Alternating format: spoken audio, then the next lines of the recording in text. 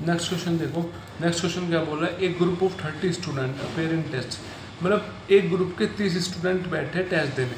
The average score of 12 student का जो average है वो 60 है, and that of rest is 66, और जो बचे हुए बच गए हमारे बच गए कितने 18, तो उन 18 का जो एवरेज है वो है 66। तो हमें बताना है एवरेज स्कोर क्या होगा ग्रुप का एवरेज स्कोर पूछने के लिए टोटल सम ऊपर आएगा, अपॉन में टोटल नंबर नीचे आएगा, तो ऐसे एवरेज निकालना है। तो आपको पता है 12 तो पहले थे, 30 स्टूडेंट टोटल है, तो एवरेज स्कोर 12 स्टूडेंट का ही है, और बचे हुए का 66 है। तो बचे हुए कितने हैं, तो रिमेनिंग स्टूडेंट कितने हैं, 30 में से 12 गए, 18 बचे हुए। तो अब हम इनका टोटल स्कोर निकालेंगे, क्योंकि total square upon total number लिखना पड़ता है।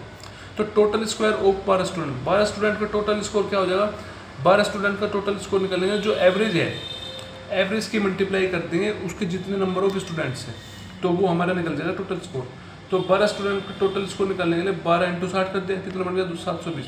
ऐसे टोटल स्कोर हमने रिमेनिंग स्टूडेंट का निकाल दिया, रिमेनिंग स्टूडेंट 18, उसका एवरेज है 66, तो 18 × 66 कितना बन गया 1188। तो टोटल स्कोर क्या होगा 30 स्टूडेंट का, 1188 प्लस 720 कितना बन गया 1908।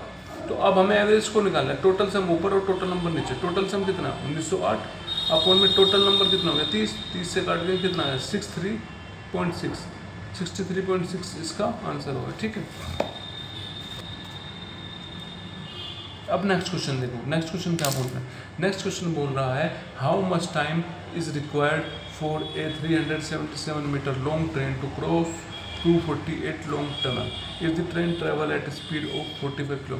मतलब इसने ये बोला है कि एक ट्रेन है 377 मीटर लंबी है, और उसने एक 248 मीटर का टनल को क्रॉस किया, और उस ट्रेन की जो स्पीड थी 45 किलोमीटर पर आवर थी, तो उसे बताना है तो उसने जो क्रॉस किया है वो कितने टाइम में क्रॉस किया है। तो आपको पता है स्पीड का फॉर्मूला होता है डिस्टेंस अपॉन टाइम। हमें टाइम देखो, हमें टाइम इसने डिस्टेंस अपॉन टाइम दे रखा है, तो हमें टाइम निकालना है, और स्पीड हमें पता है, डिस्टेंस देखना पड़ेगा हमें पहले। तो डिस्टेंस निकालने के लिए डिस्टेंस कैसे निकालते हैं, जब भी इस टाइप का क्वेश्चन हो टनल और ट्रेन का, तो टनल को क्रॉस कर रहा है ट्रेन, तो उसका डिस्टेंस कैसे निकालेंगे। डिस्टेंस में क्या करते हैं, जो भी ट्रेन की लंबाई होती है उसको हम उसके टनल के लंबाई के साथ जोड़ देते हैं, वो हमारी डिस्टेंस हो जाती है। तो डिस्टेंस कितनी हो जाएगी 377 ट्रेन की डिस्टेंस लेंथ है, और 248 टनल की, तो दोनों को जोड़ दिया तो 625 आ गया, और स्पीड दे रखी है 445 किलोमीटर पर आवर। अब देखो डिस्टेंस दे रखी है मीटर में, तो इसको मीटर में बदलना पड़ेगा, किलोमीटर पर आवर को मीटर पर सेकंड में बदलना पड़ेगा, और मीटर पर सेकंड में बदलने के लिए 5/18 से मल्टीप्लाई करते हैं, 45 × 5/18 तो क्या जाएगा 12.5। अब स्पीड का फॉर्मूला देखो क्या होता है, डिस्टेंस अपॉन टाइम। तो टाइम कितना है डिस्टेंस अपॉन स्पीड, डिस्टेंस कितना है 625, स्पीड कितने 12.5 डिवाइड करेंगे 50 आ गया, तो इसका आंसर हो गया 50। ठीक,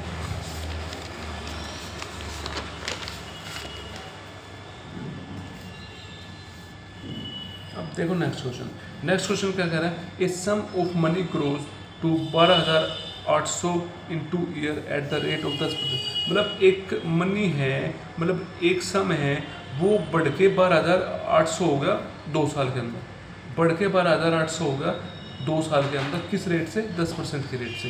तो compounded annually calculate the principal amount, तो उसकी प्रिंसिपल अमाउंट बतानी है, मतलब स्टार्टिंग की अमाउंट बतानी है।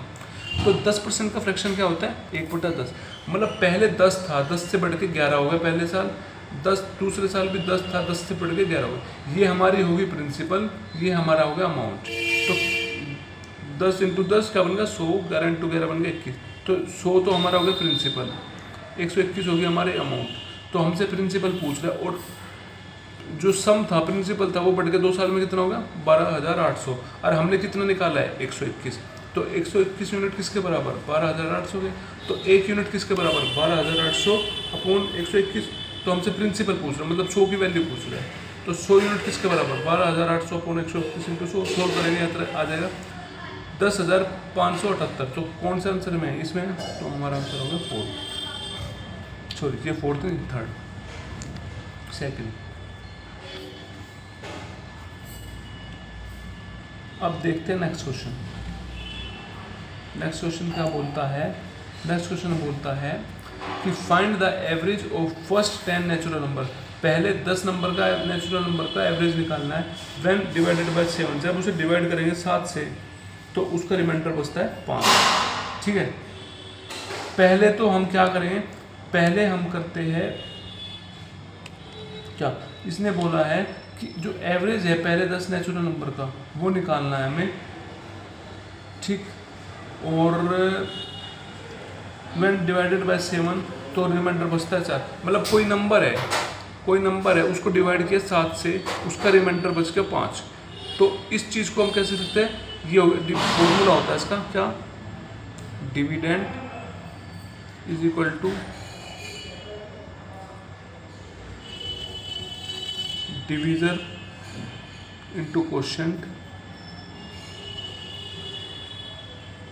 Plus remainder.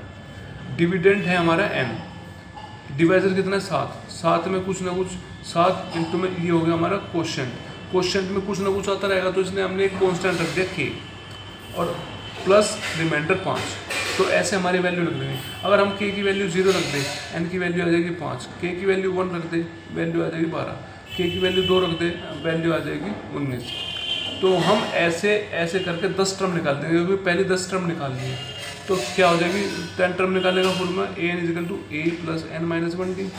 तो 10 टर्म का निकालना है, फर्स्ट टर्म होगी 5 और इसकी n होगी 10 और d क्या निकलेगा, d निकलेगा 12 माइनस 5 7।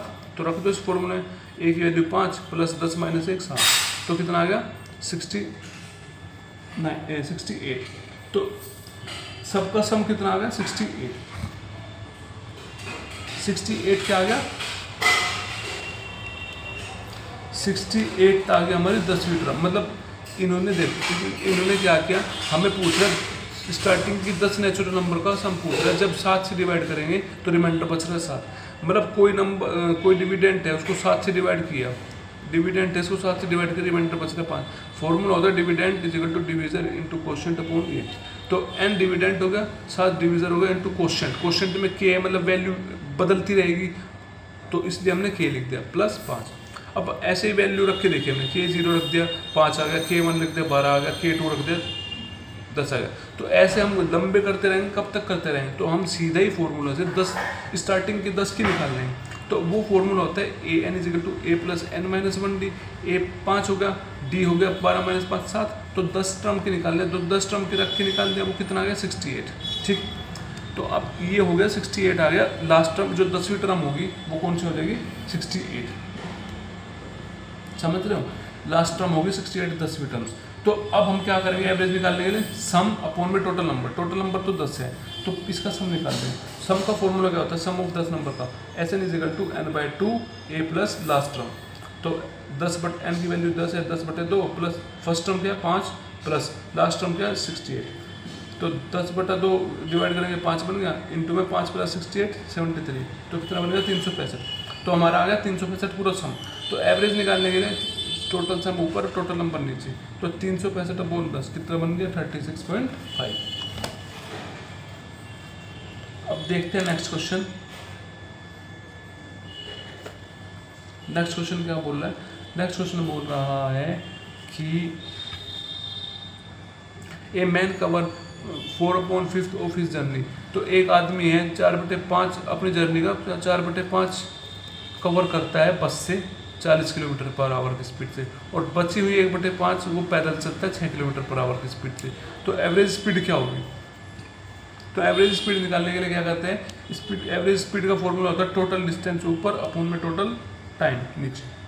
ठीक, तो हमें टोटल टाइम, हमें स्पीड तो पता है इसकी, हमें स्पीड पता है, हमें डिस्टेंस का पता नहीं है, हमें स्पीड क्या निकालनी है, हमें एवरेज स्पीड निकालनी है ना।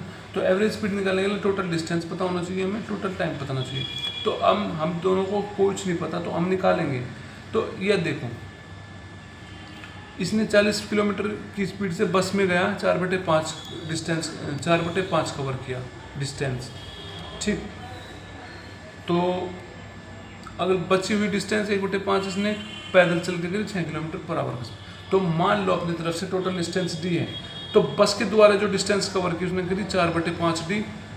तो यहाँ से हम क्या निकाल देंगे, टाइम निकाल देंगे, speed is equal to distance upon time.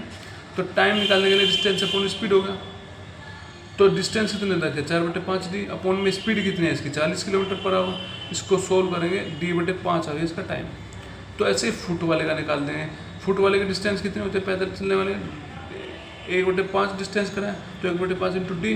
तो यहाँ से टाइम निकाल देंगे 1/5d अपॉन में स्पीड है इसकी 6। तो ये आ गया हमारी टाइम। तो टोटल टाइम कितना हो जाएगा दोनों को जोड़ देंगे d/5 प्लस d/30 एलसीएम आ जाएगा 30। तो 50 था 150 बनाने के लिए 3 से मल्टीप्लाई करने देते तो 3d प्लस 30 को 150 बनाना है 5 से मल्टीप्लाई करनी पड़ेगी तो प्लस 5d। तो कितना बन गया 8d अपॉन 150। सोल्व करेंगे 4d अपॉन 75 आ गया टोटल टाइम। अब निकालना है एवरेज स्पीड। तो फॉर्मूला होता है total distance upon total time. तो डिस्टेंस कितनी होगी डिस्टेंस होगी हमारी टोटल d अपॉन में 4d/75 सोल्व करके आ जाएगा 75/4 और इसको डिवाइड करके कितना आ जाएगा इसको डिवाइड करके आ जाएगा 18.75 ठीक।